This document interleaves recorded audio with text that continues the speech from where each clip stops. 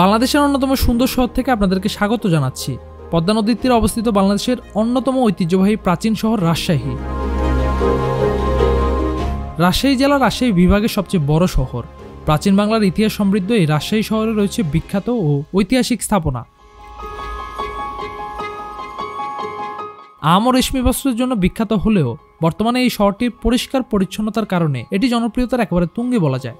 পদ্মার তীরের এই শহরে পর্যটকদের জন্য রয়েছে জনপ্রিয় ভ্রমণ স্থান, পাশাপাশি রয়েছে সেখানকার ঐতিহ্যবাহী কিছু খাবার দাবার। তো চলেন আপনাদেরকে সাথে নিয়ে রাজশাহী শহরটা ঘুরে দেখা যাক।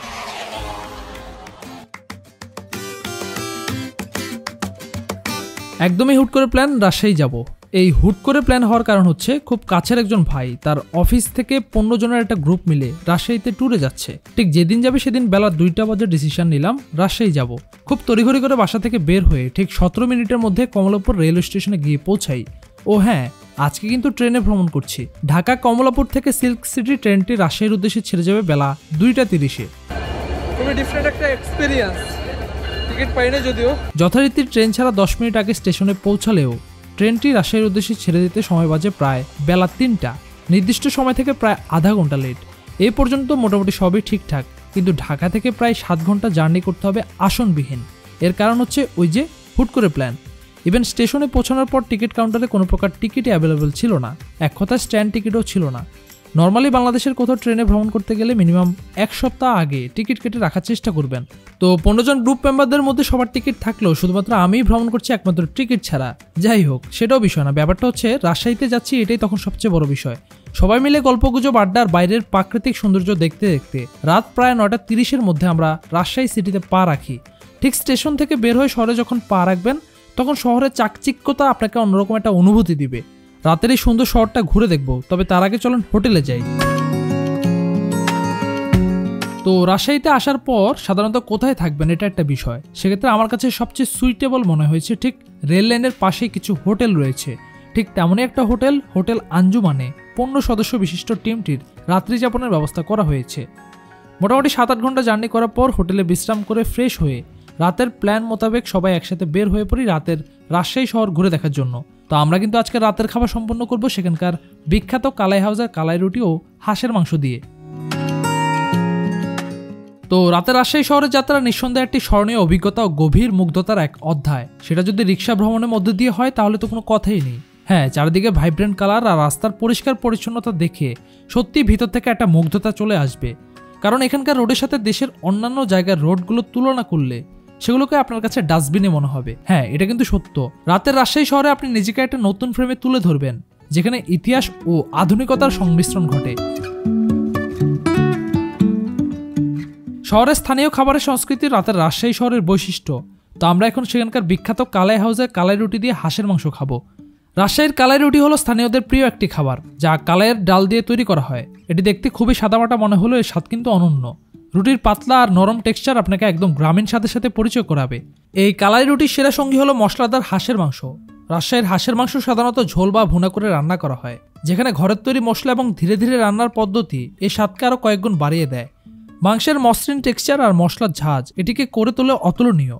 এই দুটো খাবার একসঙ্গে খাওয়ার অভিজ্ঞতা সত্যি অসাধারণ। রাজশাহীতে আসলে এই খাবারগুলো ট্রাই করে দেখবেন। আজকে রাজশাহীতে আমাদের দ্বিতীয় দিন, আর দিনের শুরুতে আমরা রাজশাহী কলেজ ঘুরে দেখব। রাজশাহী স্টেশন থেকে রাজশাহী কলেজের দূরত্ব প্রায় 10 মিনিট। মোটামুটি সকালের শুরুতে রিক্সা করে 10 মিনিটের একটি ছোটোখাটো রিক্সা রাইড হয়ে গেল রাজশাহী শহরে। কিছুক্ষণের মধ্যে পৌঁছে গেলাম আমরা রাজশাহী কলেজ। রাজশাহী কলেজে পৌঁছানোর পর আপনার কাছে মনে হবে কিভাবে একটা কলেজ এত সুন্দর হতে পারে। প্রথম দেখাতে মনে হতে পারে এটি ঢাকা বিশ্ববিদ্যালয়ের কার্জন হল। হ্যাঁ, কলেজের স্ট্রাকচারটা ঠিক অনেকটাই এমনই দেখতে। আজকে হচ্ছে আমাদের ডে 2 রাজশাহীতে। তো আমরা আজকে মাত্র এসে পৌঁছালাম রাজশাহী কলেজে। কলেজটা খুবই সুন্দর। এই যে আর্কিটেকচার, এটা আমার কাছে প্রথমত দেখে মনে হচ্ছে যে ঢাকা ইউনিভার্সিটির যে কার্জন হল যেটা রয়েছে সেটার মতো কিছুটা আর্কিটেকচার দেখা যাচ্ছে। খুবই সুন্দর একটা কলেজ এটা, যেটা আপনার মনটা কেড়ে নেবে। প্রথমত দূর থেকে রাস্তায় যখন দেখবেন রিক্সায় করে খুব সুন্দর লাগবে। খুব সুন্দর করে সাজানো গোছানো পরিপাটি এই কলেজটি। 1873 সালে প্রতিষ্ঠিত রাজশাহী কলেজ শুধু রাজশাহী নয়, পুরো বাংলাদেশের শিক্ষার ইতিহাসের একটি গুরুত্বপূর্ণ নাম। এর স্থাপত্যশৈলী, প্রাকৃতিক পরিবেশ আর ইতিহাসের মেলবন্ধন একে সত্যিই বিশেষ করে তুলেছে। ক্যাম্পাসের প্রশান্ত পরিবেশ সত্যিই মনোমুগ্ধকর। কলেজের প্রাচীন ভবনগুলো যেন ইতিহাসের নীরব সাক্ষী। এখানে রয়েছে দেশের অন্যতম পুরাতন গ্রন্থাগার। একসময় এই জায়গায় জ্ঞান চর্চার কেন্দ্র ছিল। কলেজের ক্লাসরুমগুলোতে এখনো সেই পুরাতন দিনের গন্ধ মেলে, যা সময়ের সাক্ষ্য বহন করে। এখানের প্রতিটি ইট পাথর যেন এক একটি গল্প বলে। ভাবতে পারতেছেন, প্রায় 150 বছর আগের এই কলেজ। রাজশাহীর কলেজ ক্যাম্পাসে হাঁটার সময় আপনার কাছে মনে হবে আপনি যেন ইতিহাসের পাতায় হাঁটছেন। কিছুক্ষণ সময় নিয়ে কলেজটির আশপাশটি একটু ঘুরে দেখুন, বেশ ভালোই লাগবে। কিছুক্ষণ ঘুরে ফিরে কলেজের পিছনের গেট দিয়ে বের হয়ে একটু সামনে গেলে চোখে পড়বে পদ্মার পাড়, ঠিক শাহ মাকদুম মাজারের সামনেই। বটগাছের ছায়া ঘেরা খুব সুন্দর একটা জায়গা, যেখানে মানুষ বিকেলবেলা এসে ভিড় জমাতে পছন্দ করে। এমন একটা জায়গায় বসে সবাই মিলে 1 কাপ চায়ের আড্ডা দিচ্ছিলাম আর সেখানকার পরিবেশ উপভোগ করছিলাম।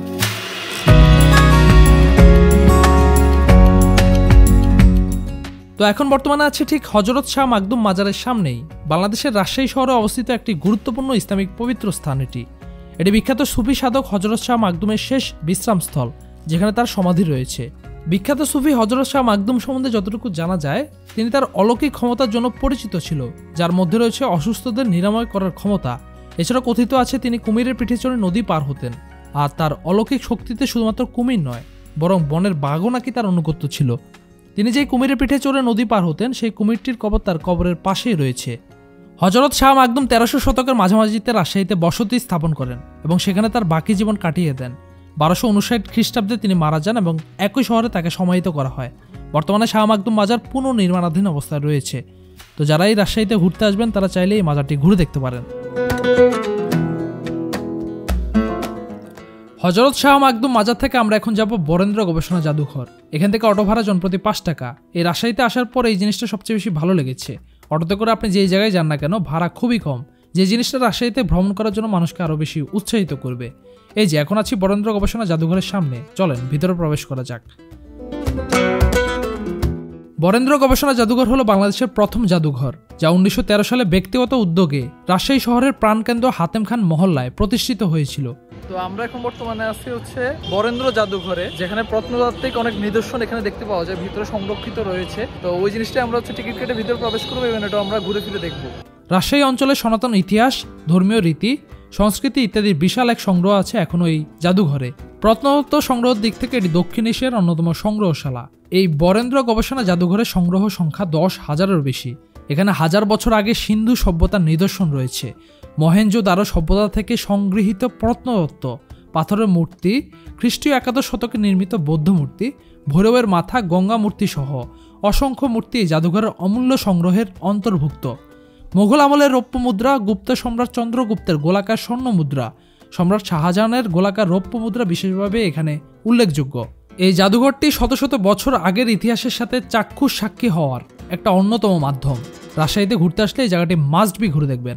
জাদুঘরটা জুড়ে কিন্তু ম্যাক্সিমাম জায়গায় দেখা যাচ্ছে যে হিন্দুর যে মিথোলজিটা, ওই মিথোলজির অনুযায়ী যে স্ট্যাচুগুলো বা কোষ্ঠী পাথরগুলো, ওগুলোরই বহিঃপ্রকাশ আপনারা এখানে এসে দেখতে পাবেন। প্রথম অবস্থা আপনারা দেখতে পাবেন ভগবান বিষ্ণুর বিভিন্ন অবতার, কোষ্ঠী পাথরের যে মূর্তিগুলো এখানে হচ্ছে সেগুলো খুব সুন্দরভাবে সংরক্ষিত অবস্থায় রয়েছে। পাশাপাশি এগুলো সাধারণত হচ্ছে এখান থেকে কথা বলে যেটা জানতে পারলাম, বিভিন্ন জায়গায় মাটি খোঁড়ার পর এই নিদর্শনগুলো যখন উঠে আসে, তখন কোনো একটা কুচক্রী মহল বিশাল একটা অ্যামাউন্টের জন্য বিক্রি করার উদ্দেশ্যে যখন বাইরে দেশে পাচার করে, প্রশাসন যখন এগুলো জব্দ করে, তখন এই জিনিসগুলো মিউজিয়ামে সংরক্ষণ করা হয়। ইভেন আরেকটা জিনিস এখানে দেখতে পাবেন, সেটা হচ্ছে যে উপজাতি সাঁওতালদের যেই জীবন বৈচিত্র্য, তাদের যে কালচারটা, তাদের শিকার করার যে অস্ত্র শস্ত্র, সেগুলো এখানে দেখতে পাবেন। ইভেন বা রাজা বাদশাহ কয়েক শতাব্দী ধরে যারা আগে শাসন করেছে, তাদের সেই ব্যবহৃত জামা, বা ফ্রক, বা হচ্ছে তাদের পাগড়ি, টুপি, এগুলো আপনারা এখানে দেখতে পাবেন। যেটা আসলে এখানে এসে দেখতে হবে। ভিতরে ছবি তোলার নিষেধ, ফিল্ম করতে পারবেন না, এগুলো ছবি তুলতে পারবেন না। এটা দেখার জন্য আপনাদের এখানে আসতে হবে। 11 থেকে 12 সেঞ্চুরি বা এরও আগের যে প্রত্নতাত্ত্বিক নিদর্শনগুলো, এগুলো হচ্ছে যে আপনাদেরকে খুব কাছ থেকে হচ্ছে যে আপনারা রিলেট করতে পারবেন ওই বিষয়গুলো। যদি আপনার কাছে ইতিহাস খুব বেশি ভালো লাগে বা ইতিহাস সম্বন্ধে যদি আপনি কিছু জেনে থাকেন, তাহলে এখানে এসে ওই জিনিসগুলো ভিজুয়াল করে আপনার শান্তি লাগবে। তো অনেক তো ঘুরোঘুরি হলো, চলেন এবার পেট পুজো করে নেওয়া যাক। তো আমাদের প্ল্যান অনুযায়ী আমরা আজকে দুপুরে খাওয়া সম্পন্ন করব নহাটাতে, সেখানকার একটা বিখ্যাত কালাভুনা দিয়ে। সেই কালাভুনার স্বাদ নিতে আমরা ছুটে চললাম নহাটার উদ্দেশ্যে। অটোতে করে মোটামুটি আধা ঘন্টা রাস্তা পাড়ি দিয়ে আমরা পৌঁছে গেলাম নহাটা। সেখানকার একটা দোকান রিপন হোটেল, সেখানে পাওয়া যায় রিপনের বিখ্যাত কালাভুনা, গরু, খাসি, হাঁস এই সবগুলোরই কালাভুনা পাওয়া যায়। তো আমরা এখন বর্তমানে আছি হচ্ছে নহাটাতে। তো এখানে সবাই মিলে আসলাম হচ্ছে কালাভুনা খাওয়ার জন্য। এখানে বিভিন্ন কালাভুনা পাওয়া যায়, যেমন হাঁসের কালাভুনা, গরুর কালাভুনা, খাসির কালাভুনা। তো এখন হচ্ছে দুপুর 1টা বাজে, আর আমরা সবাই মিলে এখন কালাভুনা দিয়ে ভাত খাবো। মানে এটা এখানকার খুবই জনপ্রিয়, যদিও সবার এক কথায় মুখে মুখে। মানে এখানে রান্নার যে স্টাইলটা, মাটির চুলায় রান্না হয়, ইভেন যে রান্নার যে স্বাদটা এটা নাকি একটু ডিফারেন্ট। তো সবাই মিলে এখন হচ্ছে আমরা কালাভুনা খাবো। প্রতিটা বাসাতেই গরম মশলা, জিরে আর হলো ধনে গোশ খেলে পরে এটাই ব্যবহার করে। আমরা এটাই ব্যবহার করি, অন্য কোনো রসুন পেঁয়াজ এগুলো আদা রসুন এগুলো তো থাকে, বাটা রসুন পেঁয়াজ বাটাগুলো থাকে। হ্যাঁ, বাটা থাকে। আচ্ছা, নরমালি এমনি এক্সট্রা কোনো মশলা না, এক্সট্রা কোনো মশলা নাই। আচ্ছা আচ্ছা আচ্ছা। এটা আমাদের মশলা এখানে সব আছে। নরমালি এটা কতক্ষণ ধরে জাল দেওয়া হয়? এটা মোটামুটি ধরেন আধা ঘন্টার মধ্যে গোশ হয়ে যায়। আধা ঘন্টার মধ্যে কমপ্লিট? না, আমি যতটুকু জানি যে যত কষানো হবে তত নাকি টেস্টটা বাড়ে। না, যত কষানো হয়ে যায় এটা ভুনা করে নিলাম। এখন এটা তেল দেবো, লাড়বো, এটা ধরেন কালাভুনা হয়ে গেল। এটা তেল দেবো, লাড়বো, তেল দেবো, লাড়বো, এটা ধরেন কালাভুনা। Right right. বাটি কত করে? কালাভুনা 160 টাকা বাটি, কালাভুনা লালভুনা একই দাম। সকাল 9টা থেকে শুরু, বেলা 5টা। খাসি কোনটা এখানে? খাসির কালাভুনা কোনটা? হ্যাঁ, খাসি এখানে আছে। এটা হলো খাসির কালাভুনা। আচ্ছা, এটা কত করে প্লেট? 200 টাকা বাটি। 200 টাকা। গরম গরম ভাতের সাথে রিপন হোটেলের কালাভুনা ছিল এক কথায় দুর্দান্ত। রাজশাহীতে ভ্রমণ করতে আসলে দুপুরের খাবারের তালিকায় আপনারা চাইলে নহাটার এই রিপনের কালাভুনা খেতে পারেন।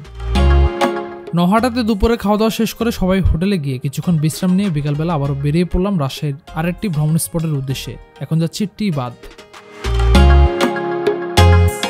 রাজশাহীর টি বাঁধ রাজশাহীর পদ্মা নদীর তীরে অবস্থিত একটি অত্যন্ত জনপ্রিয় স্থান। এটি প্রকৃতি প্রেমীদের জন্য একটি আদর্শ গন্তব্য এবং স্থানীয়দের কাছে একটি পছন্দের আড্ডাস্থল। পর্যটকরা এই জায়গাটিতে বিকেলবেলা সময় কাটাতে সবচেয়ে বেশি পছন্দ করে, কারণ পদ্মা নদীতে ইঞ্জিন চালিত বোটে করে নদীতে ঘুরে বেড়ানো যায় এবং সামনে একটা বিশাল চর রয়েছে। সেই চরে গিয়ে সন্ধ্যার গোধূলি দেখতে পর্যটকরা সবচেয়ে বেশি স্বাচ্ছন্দ্য বোধ করে। আমরাও বিকালবেলার এই গোধূলি লগ্ন সময়টা দেখার জন্য বোট ভাড়া করে সেই চরের দিকে যাই এবং সেখানে কিছুটা একান্ত সময় কাটাই। পদ্মার পাড়ের এই সন্ধ্যার সময়টা ছিল এক কথায় অসাধারণ। রাতের রাজশাহী শহর কিন্তু চকচকে সুন্দর। আমরা টি বাঁধ থেকে সিএনবিতে আসার পর ব্যাপারটা বুঝতে পারলাম। রাস্তার দুই পাশে ঝলমলে আলোয় ঘেরা খাবারের দোকান, কিন্তু কোথাও কোনো ময়লা নেই। সন্ধ্যার পরে সময়টুকু আমরা রাজশাহী সিএমবিতে সময় কাটাই। এই সিএমবিতে মজার মজার অনেক স্ট্রিট ফুড পাওয়া যায়। সেখানকার একটা বিখ্যাত খাবার রানার স্পেশাল মিষ্টি। তো এখানকার গরম গরম মিষ্টির সাথে ডালপুরির ইউনিক কম্বিনেশন ট্রাই করে দেখতে পারেন। আজকে রাজশাহীতে আমাদের তৃতীয় দিন। আমরা এখন যাচ্ছি রাজশাহী জেলা সদর থেকে 32 কিলোমিটার উত্তর পূর্বে নাটোর মহাসড়ক অভিমুখে বাঘা পুটিয়া জেলা সড়কের পাশে অবস্থিত পুঠিয়া রাজবাড়িতে। বাংলাদেশের প্রত্নতাত্ত্বিক নিদর্শনগুলোর মধ্যে পুটিয়া রাজবাড়ি অন্যতম। রাজপ্রথা বিলুপ্ত হয়েছে বহু বছর আগে, কিন্তু ইতিহাস ও ঐতিহ্যের ধারক হয়ে সেই রাজবাড়ি ঠায় দাঁড়িয়ে আছে আজও। রাজবাড়ির সেই প্রভাব প্রতিপত্তি ও জলুস নেই ঠিকই, কিন্তু এর নান্দনিক সৌন্দর্যের ঐশ্বর্য মানুষকে বিমোহিত করে রেখেছে এখনো। পুঠিয়া রাজবাড়ি বা পাঁচানী জমিদার বাড়ি হচ্ছে মহারানী হেমন্ত কুমারী দেবীর বাসভবন। বাংলার প্রত্নতাত্ত্বিক ঐতিহ্যের মধ্যে রাজশাহীর পুঠিয়া রাজবাড়ি অন্যতম। 1895 সালে মহারানী হেমন্ত কুমারী দেবী আকর্ষণীয় ইন্দো ইউরোপীয় স্থাপত্য রীতিতে আয়তকার দ্বিতল বর্তমান রাজবাড়িটি নির্মাণ করেন। এই মহারানী হেমন্ত কুমারী দেবী 1276 বাংলা সনে মানিকগঞ্জ জেলার ধুল্লা গ্রামে জন্মগ্রহণ করেন। তিনি মাত্র 18 বছর বয়সে পুটিয়া জমিদারির দায়িত্বভার গ্রহণ করেন। রাজশাহী শহরের উন্নয়নের সঙ্গে তিনি বিশেষভাবে স্মরণীয় হয়ে আছেন। জনকল্যাণকর কাজের জন্য হেমন্ত কুমারী মহারানী খেতাব পেয়েছেন। এই পুটিয়া রাজবাড়িটি এখন জাদুঘর। পর্যটক ও স্থানীয় দর্শনার্থীদের জন্য অনেকটা নতুন করেই সাজানো হচ্ছে ঐতিহাসিক এই রাজবাড়িটি। পুরনো অবকাঠামো ঠিকঠাক রেখেই ধীরে ধীরে প্রয়োজনীয় সংস্কার করা হচ্ছে পুরো রাজবাড়িটি। এখন এটি রক্ষণাবেক্ষণ ও পরিচালনা করছে প্রত্নতত্ত্ব অধিদপ্তর। পুঠিয়া রাজবাড়ির আশেপাশে 6টি রাজদিঘি আছে। প্রতিটি দিঘির আয়তন 6 একর করে। মন্দিরও রয়েছে 6টি। সবচেয়ে বড় মন্দির শিব মন্দির। এছাড়া আছে রাধা গোবিন্দ মন্দির, গোপাল মন্দির, গোবিন্দ মন্দির, দোলমঞ্চ মন্দির। বৃন্দাবনে বস্ত্রহরণ যেটা বলে, বৃন্দাবনের বস্ত্রহরণ। আচ্ছা আচ্ছা আচ্ছা, এটা কালিয়া না, এটা রথ চলতেছে। আচ্ছা, আর এইটা হলো মুঘল নিচেরটা।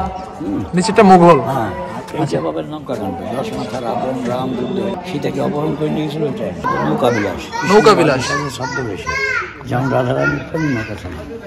এইটা বলরাম জগন্নাথ সুভদ্রার বাইরে রথ। বৃন্দাবনের কাহিনী। আচ্ছা আচ্ছা। বৃন্দাবনের সুখ শাড়ি পাখি, কৃষ্ণ বসে আছে বরাবর ভিক্ষা করছে। আচ্ছা, এটা বৌদ্ধদের। এটা মহাভারতের কাহিনী। মহাভারতের কাহিনী। এটা কৃষ্ণ কদম গাছের ডালে। আচ্ছা। বৃন্দাবন থেকে মথুরা। বৃন্দাবন থেকে মথুরা। কৃষ্ণের জন্মস্থান। কৃষ্ণ কদম গাছের ডালে ওর প্রিয় ভক্ত হলো কাকে? আচ্ছা। এটা হলো বকাসুর বধ, মানুষ গিলে গিলে খায়। বকাসুর বধ এটা। আচ্ছা, এটা নন্দ ঘোষ, যত দোষ নন্দ ঘোষ বলে যাবি দুয়াচ্ছে সানা খেদ্দু। আচ্ছা, এই ভান্ডার ভিতরে আছে আপনার ঘোল, ঘোলে থেকে হবে ননি বা মাখন। আচ্ছা, কৃষ্ণ খাওয়ার জন্য বসে আছে। আচ্ছা, আর এটা অষ্টম গর্ভে, মানে সপ্তম গর্ভ পর্যন্ত যেগুলো হয়েছে আসাদ দিয়ে মারি ফেলেছে আর মামা। আচ্ছা, কংস। কংস। অষ্টম গর্ভে যখন কৃষ্ণ জন্মগ্রহণ করে তখন বললাম বিষ খাওয়া না, প্রথম রাক্ষসী বিষ খাওয়া দেখবে, প্রথম রাক্ষসী পুড়ে মারা গেছে। আচ্ছা, আচ্ছা। আর মা কোলে তুলে নিচ্ছে। আমরা এখন আছি হচ্ছে পটিয়া রাজবাড়িতে, আর আমার পিছনে যে মন্দিরটা দেখতে পাচ্ছেন এটা হচ্ছে গোবিন্দ মন্দির। তো এই মন্দিরটা অনেক সুন্দর, ইভেন হচ্ছে যে অনেক প্রাচীন একটা মন্দির। তো এর ইতিহাস তো আপনারা দেখতেই পেলেন।